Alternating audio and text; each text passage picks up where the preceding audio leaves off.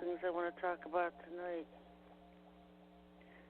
Guess I can say hello to the people in the chat room. I'm sitting here just going over a few things. If you haven't been to the chat room, you can go to my site at blogtalkradio.com/SherryTalkRadio. And there should be a link on there where you can join the chat room.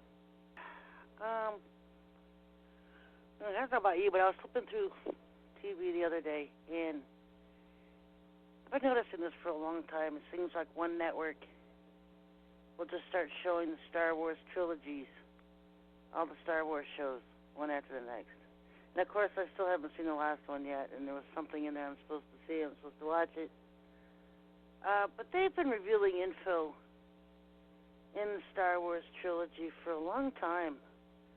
That's kind of what I talk about in my book, Interview with the Devil, and it's what I talk about on this show all the time. And trying to bridge the past with the present and how things operate and work in the background. And Hollywood tries to bring that, some of those truths to you. A lot of it's, drama, relationship drama and stuff. And who's to say that that wasn't based on actual relationships back then, but there's, when you look at it, everything that we've always thought was fiction, there's always a lot of truth to it. I mean, where do you get fiction? How do you just dream up stuff? There's a lot of truth, and I know when you're in the government, you sign these disclosures so that when you leave, if you ever disclose anything or talk about anything, you have to do it in fiction format. And so that's what a lot of these ex-government employees do. They'll go to Hollywood, they become screenwriters, and they'll write stuff and they'll write books in fiction format and reveal stuff they learned while they were working in the government. And so, I just wanted to throw that out there because I know for a long time, when I was in the churches, one of the biggest taboos is watching TV and going to movies and all this stuff. But you know what? That really worked against us and not for us because, well, we weren't paying attention and we're all sleeping and thinking we're doing the good Christian thing by staying away from bad and evil things. The enemy snuck in, and no one was watching, and no one was paying attention, and no one was sounding the alarms. And now we have transsexual women all over the TV. The whole gay agenda smacked us right up across the head. Now the tranny agenda, any kind of sexual perversions being thrown in our faces, lost control of the media. There's no bias in reporting. I went to college for journalism, and one of the first things they teach you is to not be biased. When you had a report, you made it unbiased. If you were going to say something bad about somebody, then you had to say something bad about the other person as well, or give everybody equal amount of time. And now they just take former beauty contestant pageant bimbos, which most of them now are transsexuals, and they give them script reading contracts. Because that's all they are. They're not even journalists anymore. They're just script readers. And so that's why you have so many problems with journalists today who are so biased and who present fake news and don't even realize what they're doing, don't even care, because they're getting paid to read scripts. So why do you go to school and spend tens of thousands of dollars for a journalism degree when there's no jobs available unless you're a transgender or in the boys' club, the Brotherhood, and you're going to satanic rituals and partying and rubbing elbows and paying to play, which is very true. I noticed that George Stephanopoulos, he used to work in the White House with Bill Clinton. I remember when he was just out of college and on his campaign. And then when Bill Clinton was elected president, he got a job in the White House. And then after his stint in the White House, he became this analyst for one of those networks. But you'll notice when they revealed money payouts to the Clinton Foundation, George Stephanopoulos had donated $75,000 to the Clinton Foundation. And I just laughed when I saw that. I'm thinking, he paid for that analyst job. That's how you get jobs. You pay for them. You pay to play, folks. You pay for the good jobs. They've been doing that for ages. And they make it sound like, oh, Hillary is just terrible. Well, she is. But that's why they're having such a hard time prosecuting Hillary, because they've all done it. It's standard practice. And so how do you prosecute Hillary for having private servers and giving out classified info and all this stuff when they've all done it? Now, I dare to say George Bush Jr. because he hated the computer. He was never on the computer. He never paid attention to television. He really was one clueless president. But in the information age now, you've got, obviously Donald Trump is a huge computer lover. Hillary Clinton always was. And all of them have been. Obama always has been. But they don't come online with their real names, folks. They pick up fake names. They have fake email addresses. And that's usually how they pretty much do business online when they're online. To each other, you can see how Hillary, they spend all day talking about pizza. They get the whole Pizzagate thing and the whole pedophilia thing, and the Clinton Foundation setting up speeches for her husband. They spend more time. Do they spend any time on politics? I mean, how do they? They're planning spirit soul-sucking dinners, whatever, and spirit cooking, and getting together and talking pizzas, and when do they work? I told you a long time ago that Washington was not Hollywood. That when you see how Hollywood portrays the White House and the government, it's much more professional than it ever is in real life. No one actually does anything there of value because everything's done above them. And you've got circles above circles of the people the real people in the background who are doing the work and who push legislations. I mean, by the time Trump goes in there, it's like Obama. He's going to have certain legislations that have already been written up and expected to be forced through Congress. He has no say in that. The president doesn't have any say. All that stuff's already done before they even get into office. You're just following an agenda. You're following the script. You're a character in the play. So it's going to be interesting with Trump because, I mean, he's not going up against the conservative party. The Republicans have left Congress a long time ago. They're no longer conservative. The Republicans in Congress now are just Democratic Satanists wearing red ties.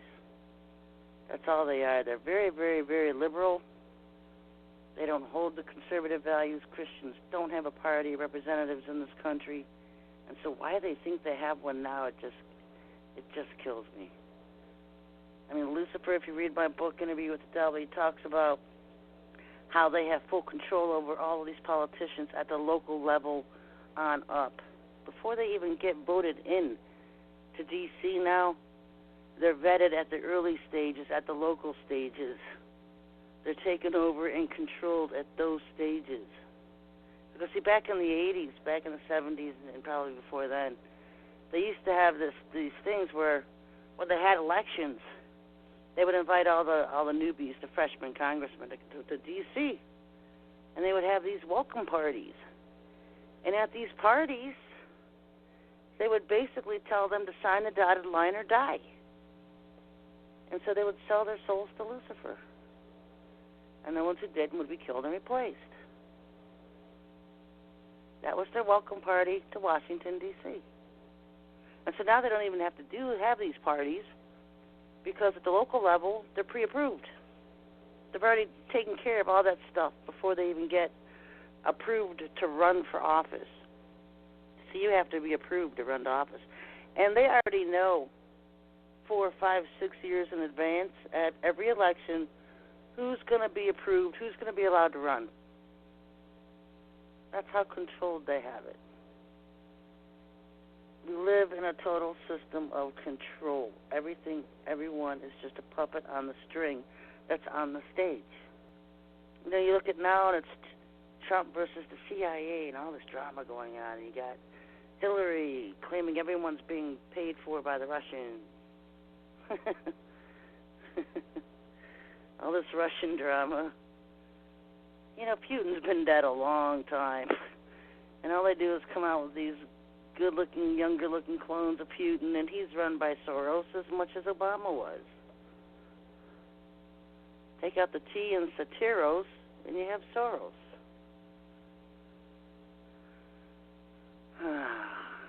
And then you have tomorrow, which is the last day for all the states to have all their voting irregularities, everything done.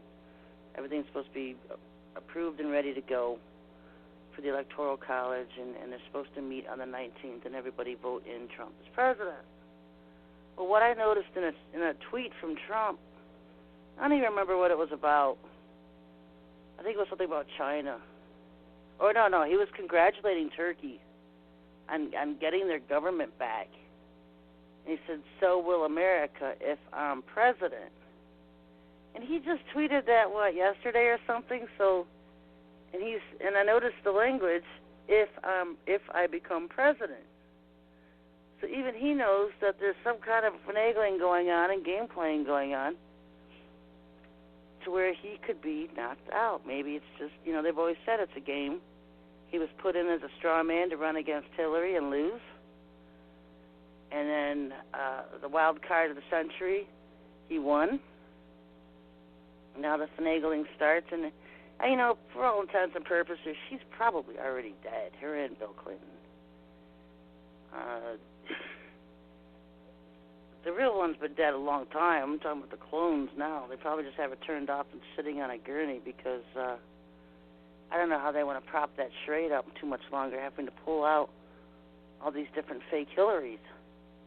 To them, she's just a name. She's a face on an agenda, and it's everyone behind her who she was the face of. They all had control of her. So they want to keep the character going. You keep the facade going, like they did with Michael Jackson. They kept the facade going with him for 20 years. He'd been dead a long time. They just kept pulling out the lookalikes and the one that would play Michael. That's why when the last guy died, the one that was playing Michael, when they took his face off, it just looked nothing like the original Michael Jackson, because it was just a fake one all along, putting on his face to look like Michael. So it's all just scripted, folks, and we just sit here and wait because, I just posted something on my Facebook, another video about the EMP strike the sunburst strike we're supposed to have this month. And I think this one was saying the 26th of December, and I'm thinking, the 26th? Seriously? I'm thinking, well, it's probably from the Chinese. So the time zone is probably the 25th here, 26th there. Probably the 25th at night here.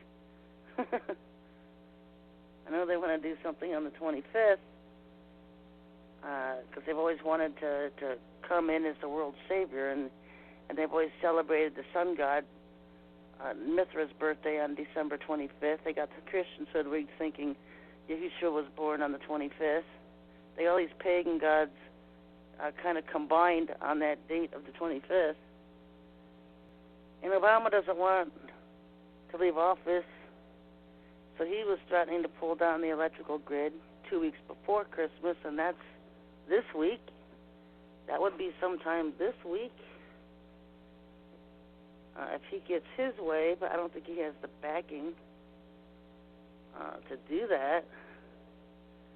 They're in desperation mode because you have that whole section, the whole faction of the New World Order group trying to hold on and stay in power. And that whole group was together. It was the Pope and the Queen. And D.C., it was the real trilateral commission, the trilateral cities, London, Vatican, and D.C., controlling the money, everything about Western countries, spreading their democracy to the world. And all that's going to come crumbling down because they need to demonize all of them so that when the age of Aquarius begins, they look like the saviors of mankind. So they're in this whole thing of disclosure, of disclosing all the sins of the evil ones amongst us, which is the Bushes and the Clintons, and using WikiLeaks. everything is being, all of the strings being pulled in the background are by the Chinese folks. I've told you for years to watch out for the Chinese. And every day it just gets more and more confirming that they are secretly controlling our government and country behind the scenes. You know, last week I mentioned HSBC Bank, Hong Kong's Shanghai Bank of China, and you have Wells Fargo, Abbott Downing. They're taking over almost every major branch of banks in the country. And they've been doing this a long time. You know, when you look at WikiLeaks, who owns WikiLeaks? It's not the Russians, it's the Chinese. This whole age of Aquarius I've been warning about with the parents coming in, that's the Chinese. This whole Nasera and Gesera thing, I know the Japanese like to put their face on it, but that wouldn't fly either without the approval of the Chinese. They're the real shakers behind things, folks. And why is it the Chinese? Because that's going to be Satan's army when he arrives to take over the earth. There's 1.5 billion Chinese. They have the largest cloning facility in the world. Why would they need a cloning facility? They don't have a problem with population in China. They have a problem with overpopulation, right? So why do they need clones? Why do they need to produce clones? 1.5 billion people, and they got the largest cloning facility in the world where they clone humans. That's how you see those armies. They just fill them up with these clones. You know, in my book, Interview with the Devil, Lucifer stated that NATO troops, that there was no humans in them, that they were just a bunch of clones, and all the different experiments, super soldier programs and transhuman soldiers and all their different programs, they put them in NATO. And they're just a mix of all these different bred-type soldiers. Now, a clone doesn't know they're a clone. They don't know. Because they have the brain of a human that's been downloaded into their brain. So they don't know they're a clone. One way of telling them apart is to look for numbers. And I talked about this a while ago, how they had been putting tons of cloned women in the Middle East. And you know, Arabs loved them, and the country of India, because they could hide them amongst the populations. Because cloned women don't have roots. They don't have families missing them if they go disappearing. These men can have them as wives and slaves, and you know, there's no attachments. A clone has no attachments outside that slave owner. Basically, is what these men are. They're slave owners. And the way you could tell them apart was they had numbers on the backs of their neck, right under their hairline, or they would have them on their wrists. And so a lot of these Middle Eastern women, you know, they wear long sleeves and they wear all that gaudy jewelry on their arms, and it would hide the numbers because they would number them. They would have a series of numbers on them. And I heard that they'll number the clones. They put tattoos on them and number clones. You know, a lot of celebrities who've sold their soul to Satan will tell you that they were forced to get tattoos, that they would just put tattoos on them. You know, I was listening to something about Angelina Jolie talking about how they put these tattoos on her. People don't even realize what the tattoos are, you know, the reasons for the tattoos that are being put on them. Because their bodies become temples to Satan. And tattoos will draw certain demonic entities to them. It's also a way to hide numbers. You could hide a number of clones within a tattoo. Only someone with a trained eye could see it. Handlers could see which clone it was. I mean, Brad Pitt's gone through quite a few the last few years. So has Angelina Jolie. They all have. They all have. I mean, you look at Brad Pitt, and he looks like he's about 55 years old now. And you look at movies coming out, and he looks like he's 25. Come on. They use lookalikes of these people. And I'm sure their technology is beyond what we even know about. It's always at least 20 years above what we even know. That's why we're so slow. We catch on so slow. Because we're just not aware. So this month's still going full of drama. Full drama, folks. You know, I hope something happens this month. I really do. I mean, the last time I talked about it with Father, and I was talking to him earlier tonight, he just still said the same thing. If they want to do something, he's not going to stop it. You know, people always assume that every time the wolves plan something bad, he's going to step in and stop it. Well, he doesn't. He's not going to interfere with free will. He's not going to stop it. But I've also reminded you that they've never done anything they say they're going to. They don't. They really don't. Every year we go through the huff and puff of the event at Christmas, and then it comes and goes. And nothing happens. So just prepare. But at the same time, don't throw all your marbles in any basket, folks. Because we could be here. I told you 2016 was the year of a complete takeover of soul scalping, and that's exactly what it's been. Every year I tell you what kind of year it's going to be. I have a conversation with the Lord at the beginning of the year, and it was just going to be a time of their final takeover stages of total soul scalping, and that's what it is. Anyone who has ever signed a dotted line to them, anyone who's ever been part of a secret society, taken oaths to them, they have completely taken over. And so now we roll into 2017, and the Lord had told me that 2017 is a year of darkness. A year of darkness. Now, darkness is the absence of light. The way I like to look at it. Maybe we're not here. Maybe the light on the hills, the salt of the earth, is not here. That's a way to look at it. Or their arrival. But remember, their target month isn't until September 2017. That's their target month.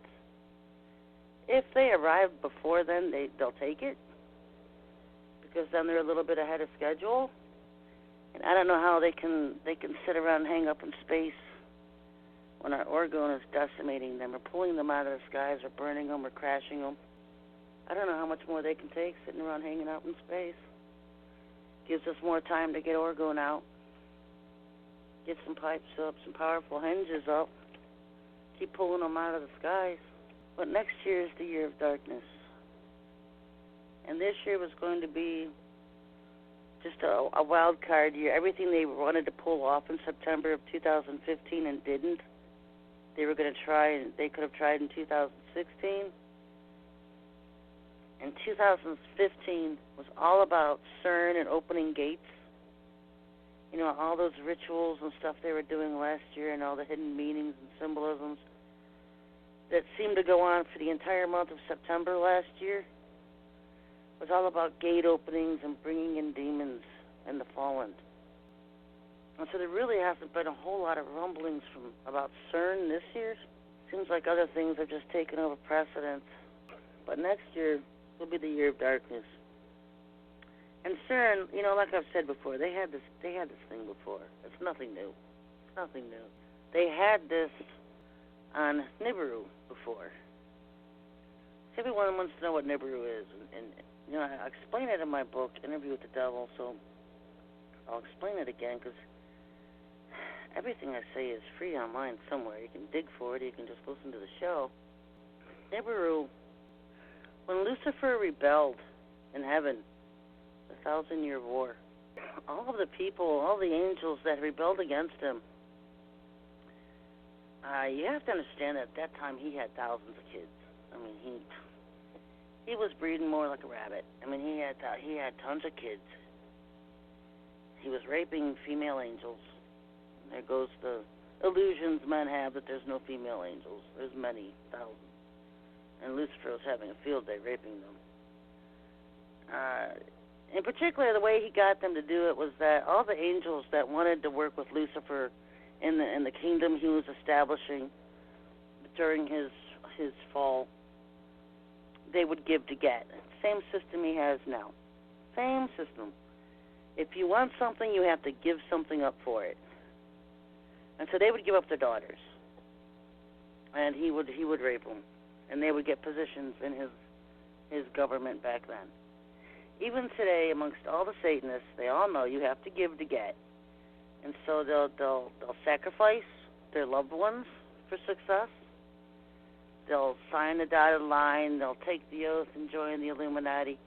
Nothing is free, and it's not one fits all. If you sacrifice a loved one for fame and fortune and come down the road, they're going to want another sacrifice, and another one, and another one. If you keep wanting more success and more money, and if you don't, they'll just take it from you. You don't make a deal with the devil. He'll just take everything away that he gave you. And that's what has so many of them frustrated. And that's why the worst thing to be in Hollywood is a rapper's girlfriend, because what they do is they take on new girlfriends, act like they're completely in love, and then sacrifice a loved one. That's their girlfriend. They sacrifice them. They take them on just to sacrifice them. And they sacrifice cousins, brothers and sisters, mothers and fathers. You have to give to get. It started way back now. That's why the Bible says in Ecclesiastes, there is nothing new under the sun. Nothing new happening today that hasn't happened before already. Think about that. Nothing new today in 2016 that hasn't already happened before. So when did it happen? A lot of this stuff is just a repeat of the things he did during the fall, during his fall. And people don't understand that during the fall of Lucifer, his rebellion against heaven, that lasted for 1,000 years. That wasn't just over in a day, a week, a month, a year. That went on for 1,000 years, and he was setting up his government and his economic system and trying to do all these things. He couldn't get it to work then, but hey, he's going to try it again for round 2 on Earth, right? So Nibiru, all of the people that were judged at the end of the rebellion, 1,000-year rebellion, were thrown on Nibiru. All of his kids, all of his wives, everything. They were thrown on Nibiru, judgment, and cast out of the solar system. And that's where he had initially had what you call CERN. I don't know what they called it back then, but they had this huge machine, and they would target other universes and bring in creatures through these through this machine that they had in the hollow part of Nibiru. All the planets are hollow. All stars are hollow. Everything's hollow. And you access them to the north and south poles. And there's always a city or something in the center of them. In the center of Earth, we see it as Sheol, as hell, the abyss. But in another dimension, it's the central sun, and that's where they have their city Shambhala, what they call Swaziland, another name for it. And it can be accessed north and south poles. Of course, the south pole is more popular because it's more hidden, and you don't see the UFOs constantly coming in and out of it like you would if they were using the North Pole. So they used the South Pole entrance. That's why I just laugh at this flat Earth stuff. People are just, that was a CIA psyop that went way too far. And it just wastes so much time for people. They want to buy into it and believe that the Earth is flat. I do believe that before the flood there was a canopy above the Earth.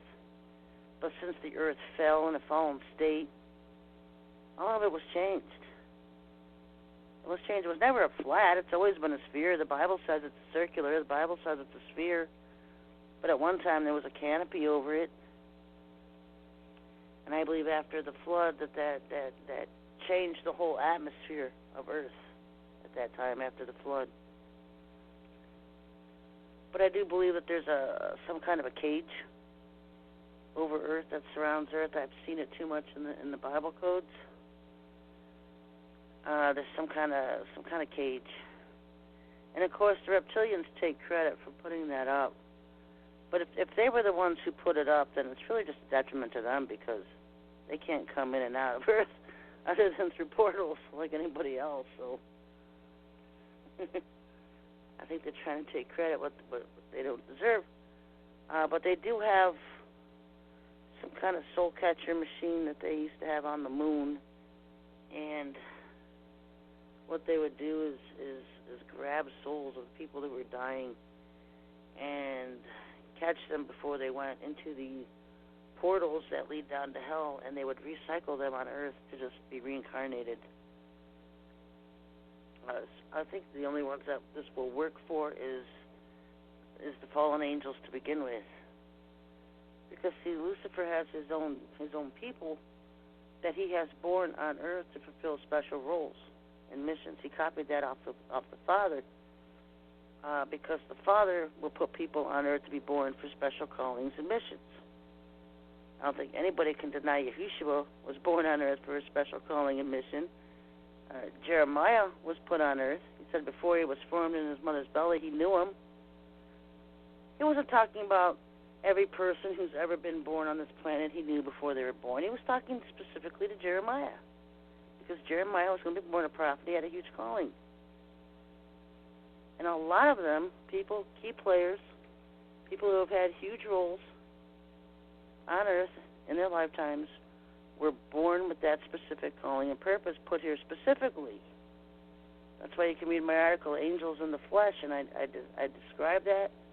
I talk about it in depth. I talk about how the Father does it. I talk about how Lucifer does it.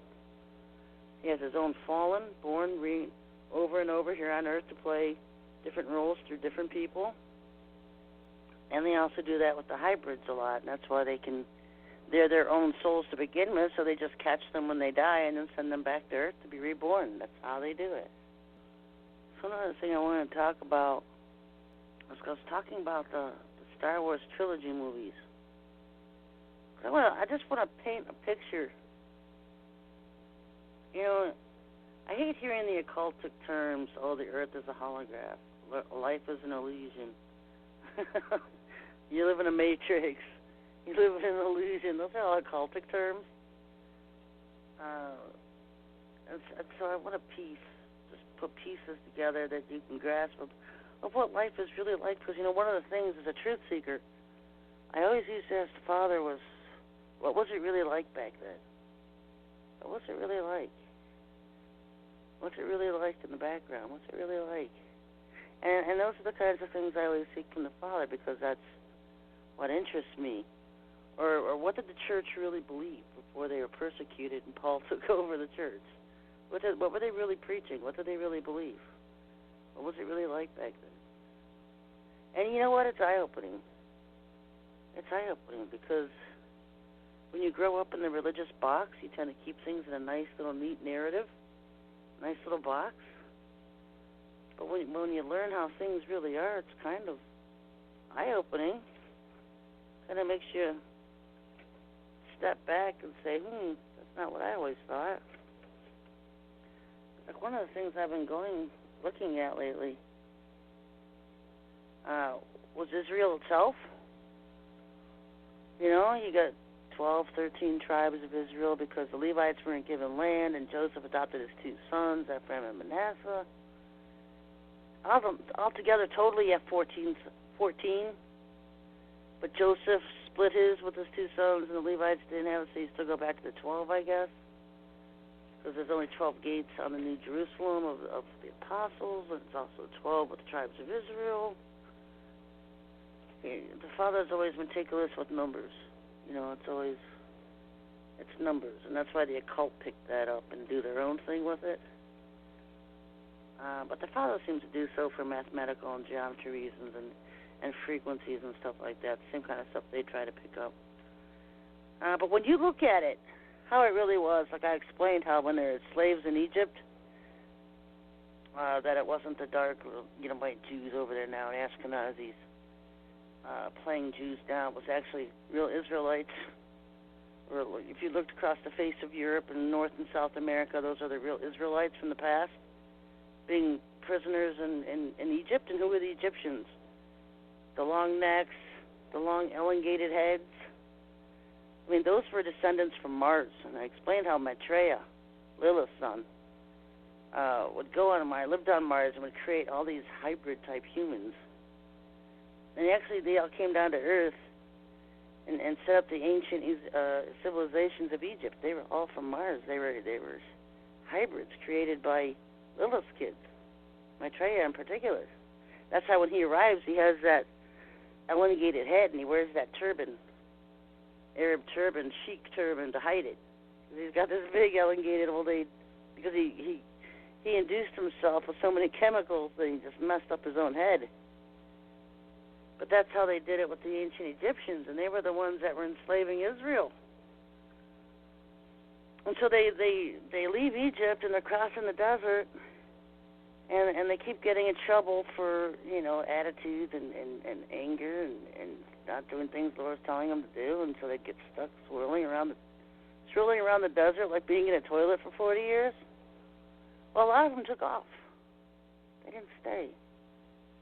And then one was pointing a gun at them, telling them they had to stay as a people. And they took off. They took off to Europe. They migrated. They migrated everywhere. They migrated up to Japheth's sons in Russia. They migrated to Asia. They migrated to Europe. They were migrating out and around. And so when they finally did take over Palestine, over Israel, first they had to knock out 20 cities of giants. So while they're slaves in Egypt, about 1,000 miles away, you've got 20 cities of Nephilim giants. And these things are 9, 10, 15, 18 feet tall. Caleb and Joshua said, we're grasshoppers compared to them. We're just tiny grasshoppers. We're probably some of them 30 feet tall. Grasshoppers compared to them. But you know what they did? They found a way to kill them because the Lord taught them how to defeat their enemies. And like David defeated Goliath, Joshua and Caleb led the Israelites and defeated the giants. And they cleared out the land and they reclaimed it.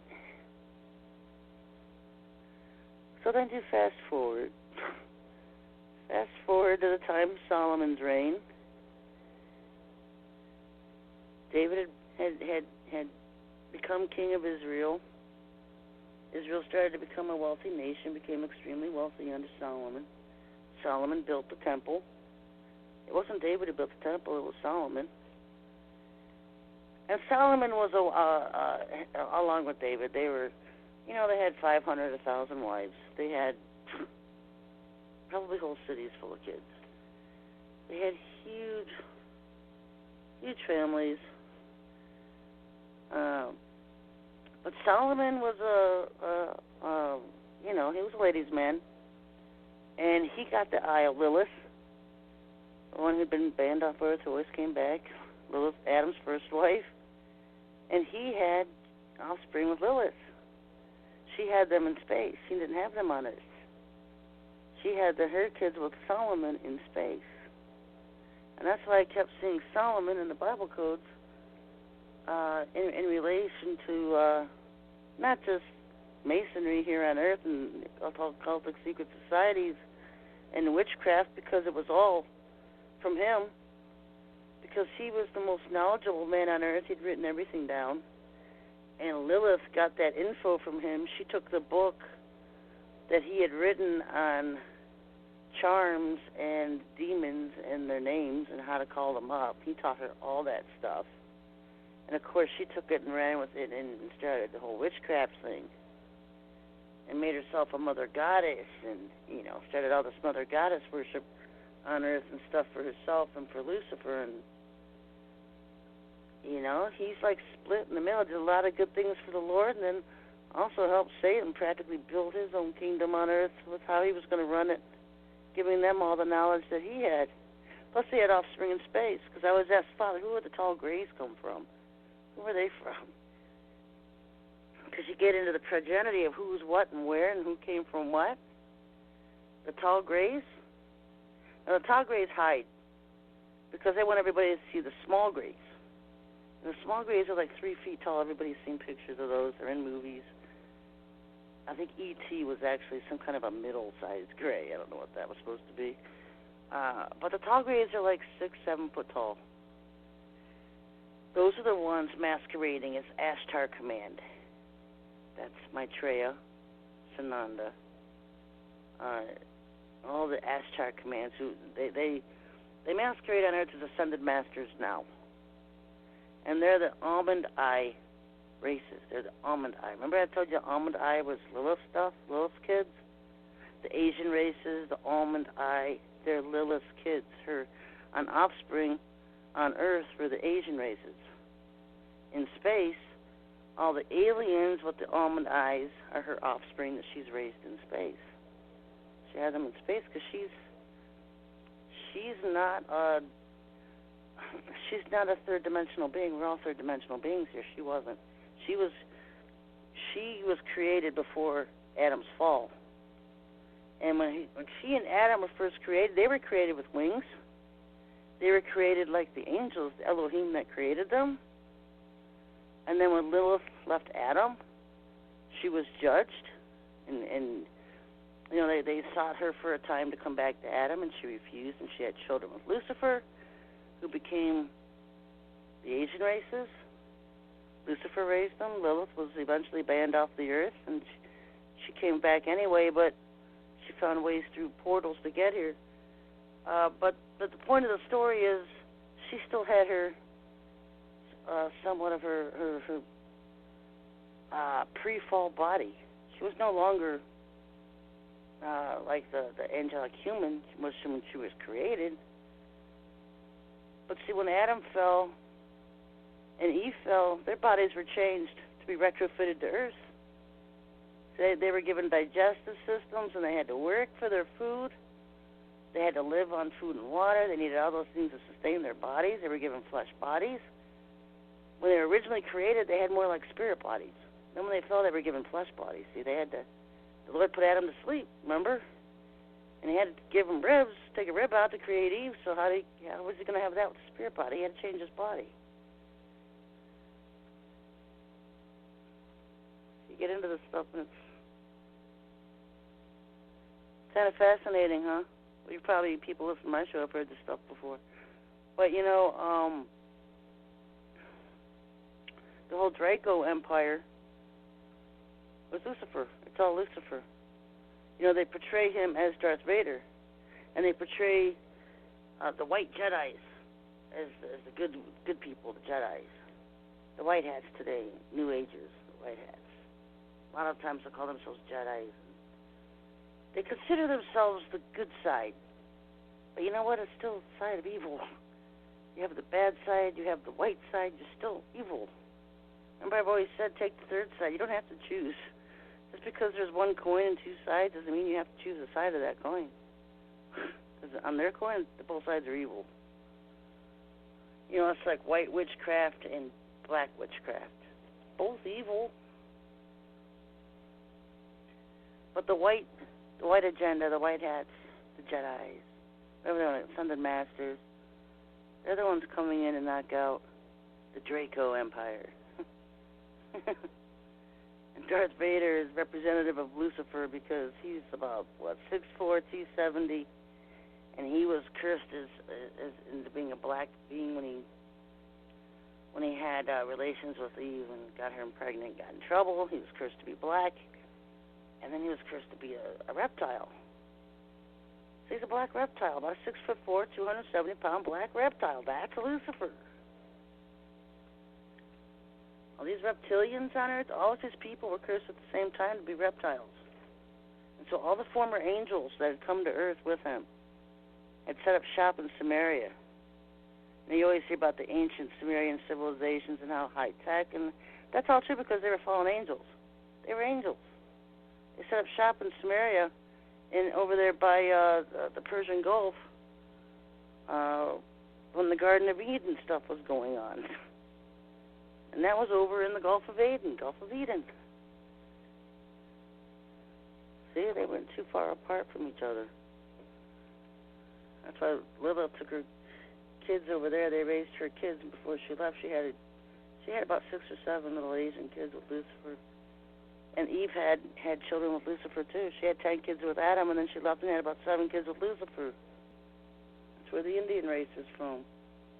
That's why you have the 2 oldest civilizations on Earth, India and China. Okay? But anyway, so he's represented by Darth Vader. Old Draco Empire. Because the Orion constellation, when Lucifer was kicked out of heaven after the 1,000-year war, he went to what we call the Orion constellation. That was his. That's what he adopted as his new home. And there's galaxies within that. There's a whole Milky Way galaxy within the Orion constellation itself. There's portals. Dimensional portals are in there.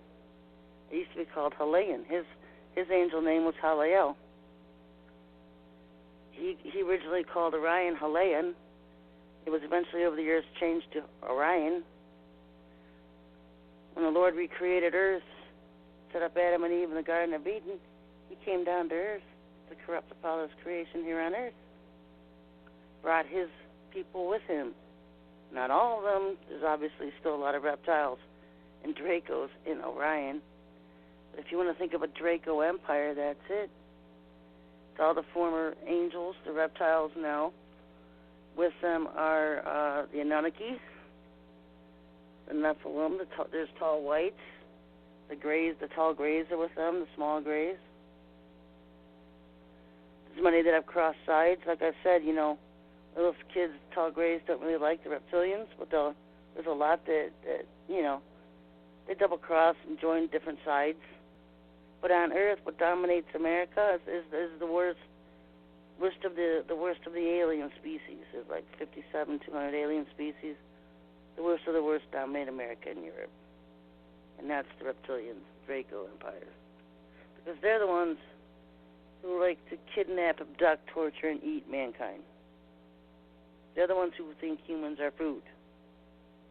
When you look at the tall whites, the other popular amongst the aliens are tall whites, because they didn't lose their angelic looks. Those are the watchers that fell, and Enoch describes them as watchers. They fell and wanted to procreate with human women, and so for doing so, they were kicked out of heaven. They didn't lose their angelic looks. They weren't cursed to be reptiles like Lucifer was. They were part of their own rebellion, a different rebellion. So they still look humanoid, very tall, human-looking. And they're the ones who dominate the underground cities, Shambhala, Swaziland. They used to be in Mount Shasta in California, but we chased them out with the Orgone, so they took off to Hawaii. They're on the back side of the moon where they build UFOs. Something about the atmosphere around the moon conducive to the metals they use to build UFOs.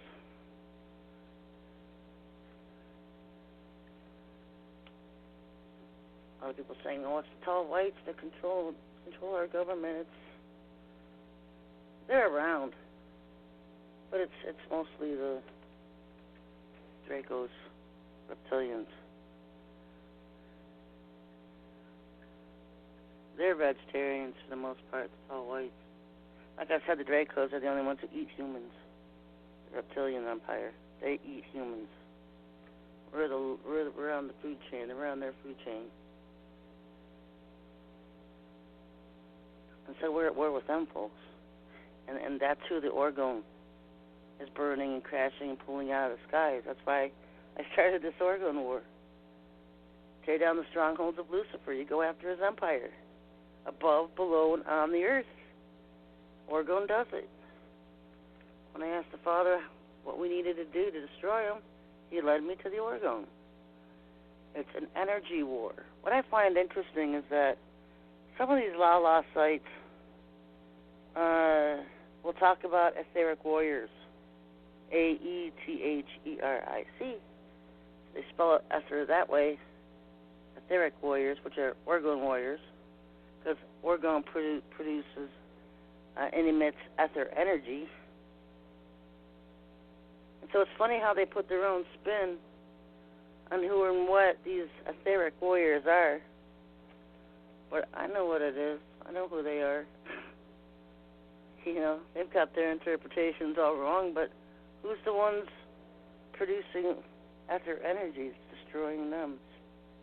Orgone Warriors. The Aetheric Warriors. I prefer Orgone. I don't know. It's what it was. It's what it is. But it's an energy. Energy wars. It's how we snuck up behind them and surprised them. It's called the blind side of the ages. And we're destroying them. That's why I've been on the blacklist since 2004, folks. So anyway, I had all this other stuff I was going to talk about tonight. I guess I'll get to it next week. But I just like painting pictures of what's really, really going on. Who's what, who's where. I know you guys probably heard it 1,000 times, but, you know, it's more fun, I think. The real history. The real history behind the history, because everything in our books is a lie. You know, they like to paint narratives so that you believe. You're kept in a box of what to believe, what the truth is. It's just aggravating. It's just aggravating to me. Anyway, folks, I need your support. I know this is a busy month for a lot of you. I got to pay bills this month, so I need your support. You can go to GoFundMe.com/fightback or SherryShriner.com. Click on the donate page, but I need your support to get through this month. Till next week, everybody. God bless.